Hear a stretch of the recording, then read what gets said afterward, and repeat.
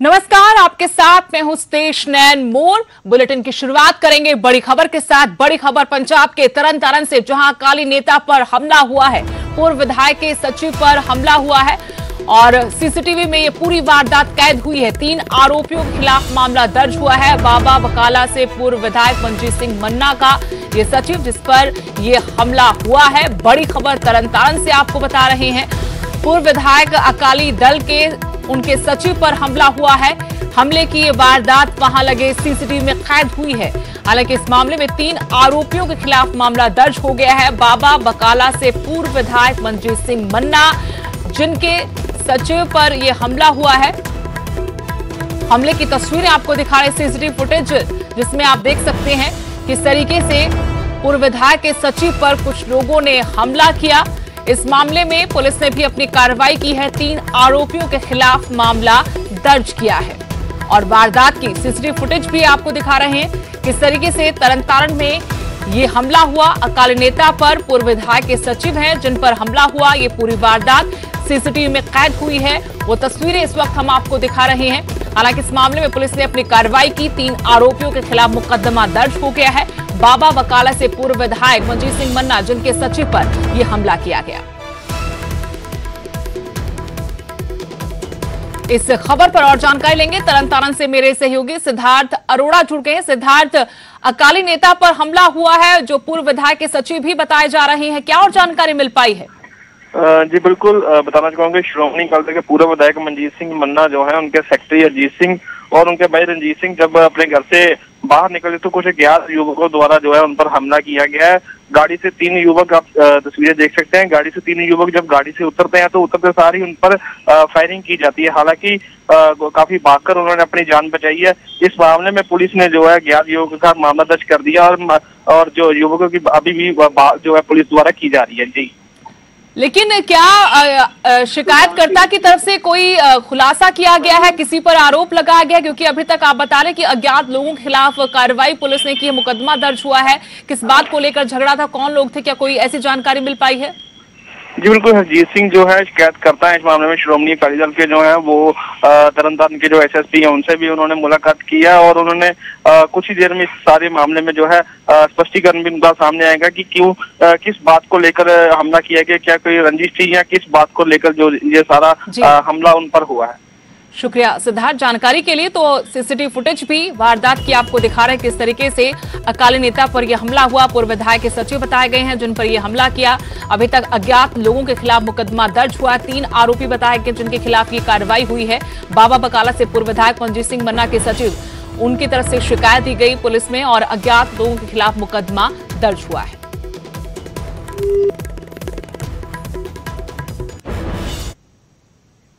अगली खबर हिमाचल से। 26 फरवरी यानी कल से हिमाचल प्रदेश विधानसभा का बजट सत्र शुरू हो रहा है।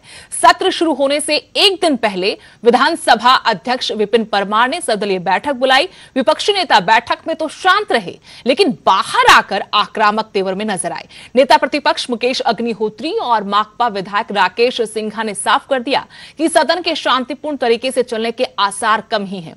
सीएम ने भी जवाबी हमला करने में देर नहीं लगाई। इस दौरान विधानसभा स्पीकर ने सभी से सदन की कार्रवाई सुचारू रूप से चलाने में सहयोग करने की अपील की।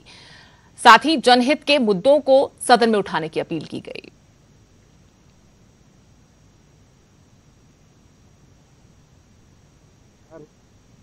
हम आज ही तैयार होकर आ गए सर। विधानसभा का सत्र जो है बजट सत्र है, चौथा बजट है और बजट जो है 6 तारीख को प्रस्तुत होगा। कल महामहिम राज्यपाल महोदय जी का अभिभाषण है और अभिभाषण में सरकार की जो ओर से जो कार्य किए गए हैं उनका जिक्र होगा और उस पर चर्चा होगी। उसके बाद बजट है, बजट के बाद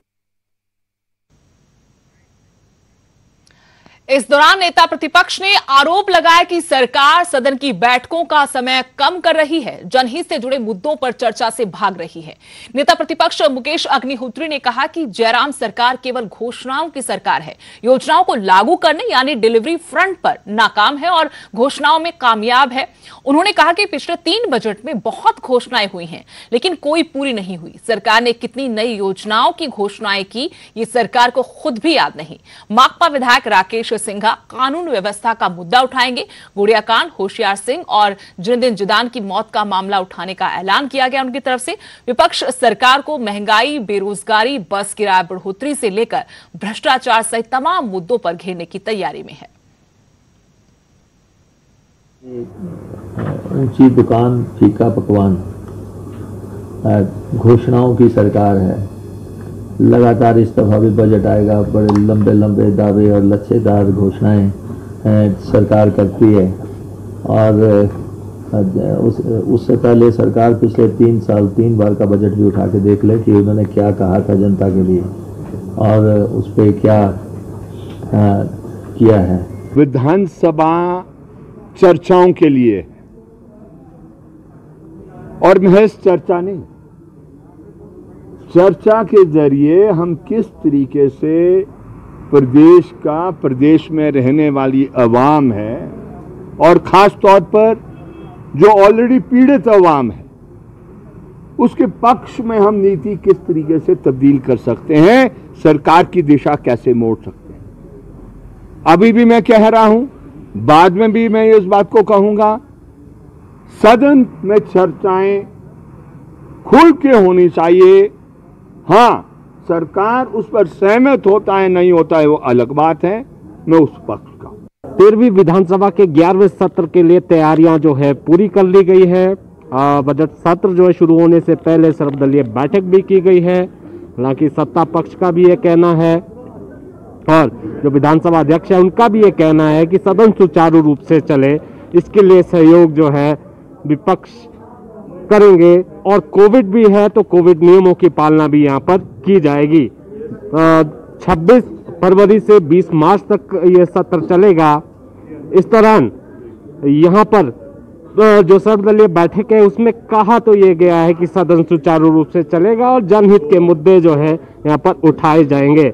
लेकिन जिस तरह से विपक्ष ने अब अपने तेवर दिखाए हैं वो इस बात की ओर इशारा कर रहे हैं कि यह सत्र जो है पूरी तरह से हंगामेदार रहेगा। अब देखना होगा कि जब ये सत्र शुरू होगा, ये जैसे जैसे ये कार्रवाई सदन की आगे बढ़ती जाएगी, क्या कुछ यहाँ से निकलकर आता है, कुछ हंगामा ही बरपा रहेगा या फिर जनहित के जो मुद्दे हैं, जो सवाल है उसके जवाब मिलेंगे और हल जो है उन समस्याओं का निकलेगा या नहीं। शिमला से कैमरा सहयोगी दीपक कराना के साथ रणबीर सिंह, न्यूज़ 18 हिमाचल।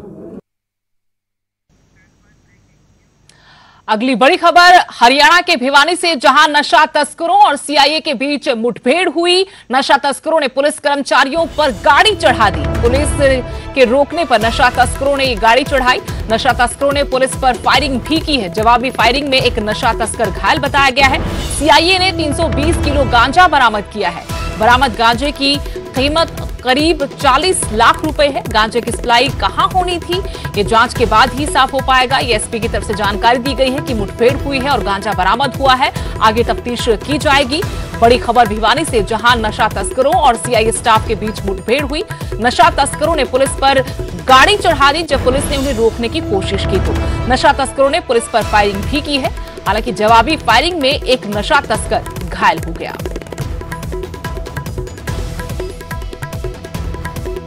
भिवानी से मेरे सहयोगी जगबीर घणकर फोन लाइन जुड़ गए हैं। जगबीर, बड़ी जानकारी मिल रही कि यहां पर सीआईए स्टाफ और नशा तस्करों के बीच में मुठभेड़ हुई है, क्या अपडेट है?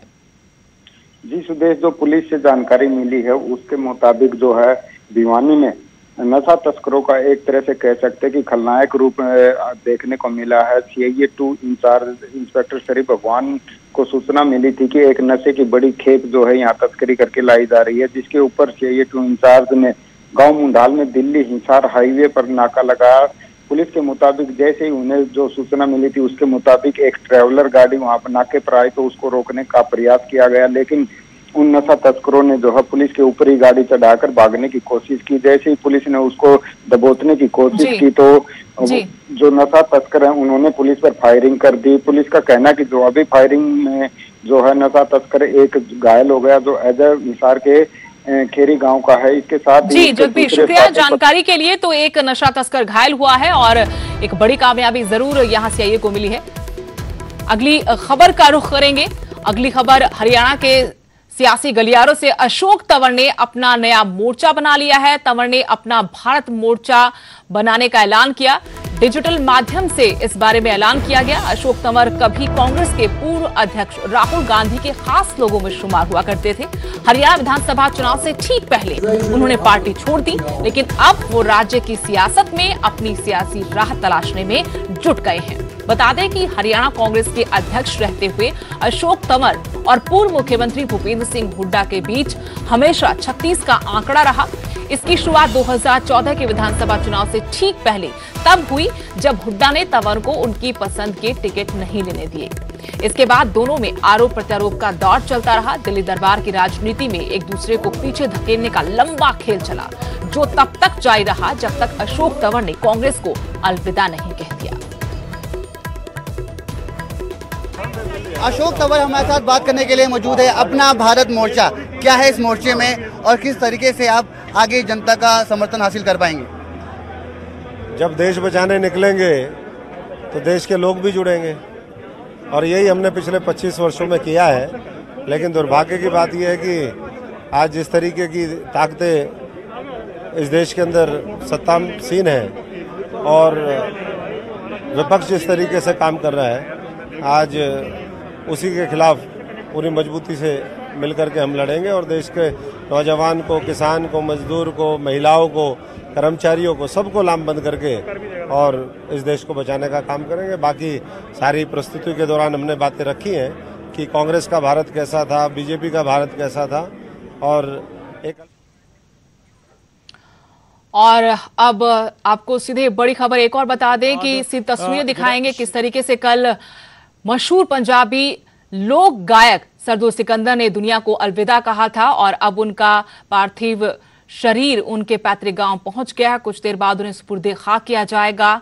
पंजाबी म्यूजिक इंडस्ट्री में एक शून्य छोड़कर गए हैं, अपने पीछे एक लंबी विरासत भी जरूर छोड़कर गए हैं, लेकिन अचानक से उनके रुखसत होने से ना सिर्फ उनके करोड़ों फैन मायूस हुए बल्कि हर तबके के लोगों ने उनके निधन पर दुख जताया। आपको सीधी तस्वीरें खन्ना से उनके पैतृक गांव से दिखा रहे हैं कि कुछ देर बाद यहां पर उनके शरीर को सुपुर्दे खाक किया जाएगा। एक लंबा करियर उनका पंजाबी म्यूजिक इंडस्ट्री में, कुछ बेहतरीन फिल्में भी की, यानी ना सिर्फ उनमें गायकी का हुनर था बल्कि अभिनय में भी उन्होंने अपने हाथ आजमाए और ना सिर्फ हाथ आजमाए बल्कि उन्होंने शानदार अभिनय किया, जिनकी तारीफ उनकी सदियों तक होती रहेगी। सदियों तक सुरों के सिकंदर को ये दुनिया याद रखेगी। उनके साथी कलाकारों ने भी भावभीनी श्रद्धांजलि उनको दी और इस वक्त सीधी तस्वीरें खन्ना से उनके पैतृक गांव से हम दिखा रहे हैं आपको, जहां भारी भीड़ उमड़ी है उनको आखिरी बार नमन करने के लिए।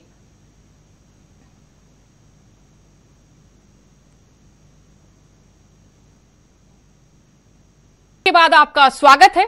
टीवी पर पहली बार आ रहा है एक अनोखा शो, नेटवर्क 18 की खास पेशकश बायजूस यंग जीनियस। 27 फरवरी को शाम 7:30 बजे न्यूज 18 पंजाब, हरियाणा, हिमाचल पर मिलिए रोहतक की रहने वाली अंडर 15 टेबल टेनिस चैंपियन सुहाना सैनी से। मेरा नाम सुहाना सैनी है, मैं 14 इयर्स की हूँ। ये है यंग जीनियस जिसे जीतना पसंद है, जो 6 साल की उम्र से ओलंपिक्स गोल्ड जीतने की तैयारी में है। नेक्स्ट यूथ ओलंपिक्स में गोल्ड जीतना है जो 2022 में होंगे। ये है यंग जीनियस जो टेबल टेनिस में अंडर 15 की चैंपियन है और दुनिया में जिसकी रैंकिंग 22 की है, जिसके पास मेडल्स का अंबार है और यूएस ओपन समेत 29 अंतरराष्ट्रीय चैंपियनशिप जीत चुकी है।